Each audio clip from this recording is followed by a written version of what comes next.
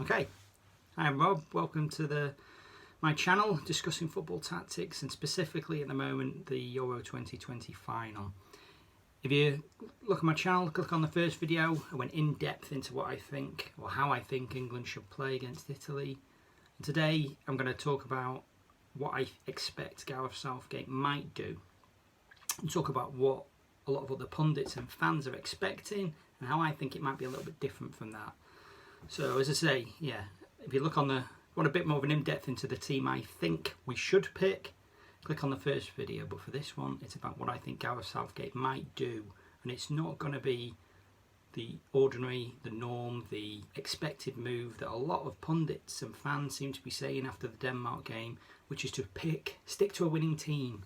You know, pick the same team, just go for it. We've won, we're in a final, we have to be confident. Let's concentrate on what we do and not worry about Italy. Football's coming home anyway.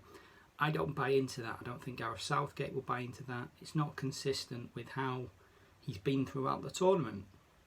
He's changed things. He's been pragmatic. I think he's going to do the same here. So, you know, if you agree, disagree, comment below. Like if you like what I've got to say, and subscribe if you want. But there's not many videos at the moment. The content might still keep coming. Okay, so what do I think Southgate's going to do? And the simple thing is, I think he is going to change things again. I think there's a reason to change things. I think if Southgate chooses to go with the same 4-2-3-1 or even revert to the 3-4-3, you know, that we played against Germany, I think both of those tactics will be an error. There'll be a mistake against Italy. You know, particularly keeping the personnel in the same positions. I think we do have to change things. However hard as English fans and pundits we find it to think we can't change a winning team, we're doing well. That's the mistake that England have made in previous tournaments. Sticking to a winning team, showing your hand early. And I think if there's any team that you don't want to show your hand to immediately, it's Italy. They'll be preparing for England to play 4-2-3-1, as we have done with Rice and Phillips holding, or 3-4-3 again with Rice and Phillips in the middle of midfield. And Italy, I don't mean this brutally, they'll be licking their lips so they think that's how we're going to play. They'll be setting up thinking, right, we have to nullify Sterling on the left wing, so Di Lorenzo, your job's just to look after Sterling. Sure, they might expect to bomb on a bit. Chiesa, you've got to be ready to count on the counter-attack in the right wing. You know, and looking at all the other matchups of, you know, thinking, okay, Saka, okay, we're not too worried about him. Emerson, keep an eye on him, but don't worry too much. You know, and then the important thing, the midfield three for Italy, Verratti, Barella and Jorginho, they will be all over that England midfield if that's what we're expecting us to play, whether it's the three, whether it's Rice, Phillips, Mount, or whether it's just, Mount comes out because it's a 3-4-3. Rice and Phillips against Verratti, Barella, Jorginho, we will be overrun. Italy will dominate possession and they might comfortably win. Even if we think football's coming home, we've still got to tweak, we've got to be brave. So I think the selection that Southgate might go for, you know, and this is a reflection on earlier in the tournament, you know, when last time we came up against a big nation where effectively we think we might not win this, the Germany game, and what did he do? He matched up Germany, went 3-4-3, recognised the strength of that German team was the wing backs. It was Gosens and Kimmich on the right, and that made sense. And I think Germany didn't expect us to do that. Well, they might have expected us to match up a little bit, but still go the old English gung-ho. You know, the crowd rally us up and we passionate. We have to go for this. Here's our chance, and go on the attack and leave spaces behind. I think that's what Joachim Low expected from England, and it never really happened. It was cagey. We stayed defensive for a lot of it. Stayed pragmatic. I used that word a lot in the first video, and I think that's what Southgate's strategy is, to be pragmatic. And I think, you know, the skill or the way that worked, the strength of that formation was to nullify those wing backs. And I think with Italy, it may have been, you know, there may have been some logic in that if Spinazzola was playing. Without Spinazzola, you know, I mentioned it in the first video, we don't need to have that same caginess on our right hand side. We don't have to protect as much on that right hand side as we might have done if Spinazzola was playing, because he was such a threat and so hard to pick up because he was so advanced on that left-hand side. He didn't play like a left full-back. But Emerson, you know, he's a similar player. He will also attack, but there's not that. There shouldn't be that same level of caginess about Emerson. He's not played a lot of football. He looked a bit uncertain about whether he should attack or not in that first game. He did pick it up in that game against Spain. He did pick that up. He did start to attack, as I mentioned in the first video, but it's not the same threat. So I think Southgate, looking at it, will be, you know, the strength of that change of formation against Germany was matching up against them.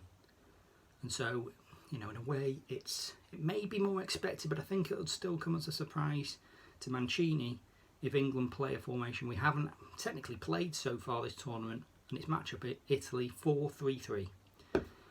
And I think, whereas I might have given some, you know, additional tweaks in my first video in terms of what I would play and the reasons for that, I think Southgate might just go pragmatic again here. And so the back four, the same, you know, Shaw, Maguire, Stones and Walker. And I think we may have a midfield three of Rice, Phillips and Henderson. Now, on paper that looks incredibly defensive, and you know, it's quite hard to argue against that. I think there'll be energy, there'll be you know, defensive stability and defensive positioning. Still can play. Henderson and Phillips can still play. Rice will just sit. He'll be there to. His job will be watch out for Insigne, and if Rice does advance, Phillips can do that, or even Henderson can do that. You know, so it's a defensive midfield three, but they can compete. It'll be a competitive midfield three, and again, it'll be pragmatic. I think that's the thing. Mancini still might have that thought in mind that England are going to have to go for it. They're a final. The fans will want us to go for it, and so that, you know, that might be the midfield three. And I think the forward three could be Mount on the left, Kane in the middle, Sterling on the right. You know, and if you want my reasons for why I think Sterling might play on the right and why it's worth making that switch now and breaking up that partnership with Shaw, went through that in the first video. But I think Mount, he can play in that attacking three. Again, it's a bit more defensive. It's a little bit, you know, how can I say it? It's conservative, it's sensible, you know, all the things that we expect Southgate as, you know, a lot of people expect Southgate has been so far in the tournament. And I think, but Mount there, and I think it logically makes sense. You know, he's got the stability behind him, he can roam. You know, if he drifts in the middle, it'll leave Di Lorenzo free, but Di Lorenzo's strength has been his defensive athleticism, not really his attacking threat. And also Chiesa's ahead of him. Chiesa's likely to stay out wide rather than, you know, being comfortable come in unless Berardi comes on. And it's one of those, I think, being honest, if we play something like that and then Mancini thinks, right, well, we need Berardi on the right so we can cut in and another overlapping fullback, go for it, you know, drop Chiesa or drop Insigne or drop Immobile. That's, you know, that's fine if he decides to make that substitution, and then we can react to that. You know, so I think defensive stability is what Southgate will go for here. It's making a change. It's going to be unlucky on Saka. Saka's going to be, you know, potentially dropped, you know, in this lineup.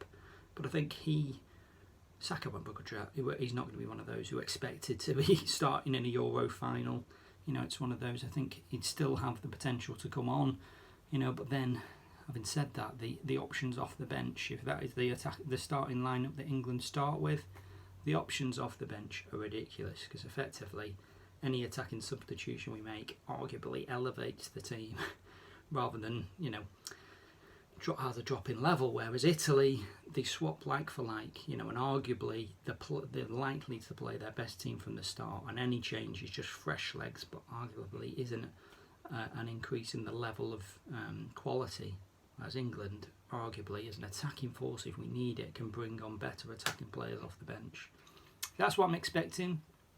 In terms of predictions, if we go with that, I mean, this is the thing of predictions. I think if we, you know, my head says if Southgate plays a similar team, the 4-2-3-1 or 3-4-3, that a lot of the pundits are saying, let's just go with what, you know, what's been successful, let's do it, and not think about the Italian threat that we're leaving open, or how Italy can counter our strengths in that formation and capitalise on them.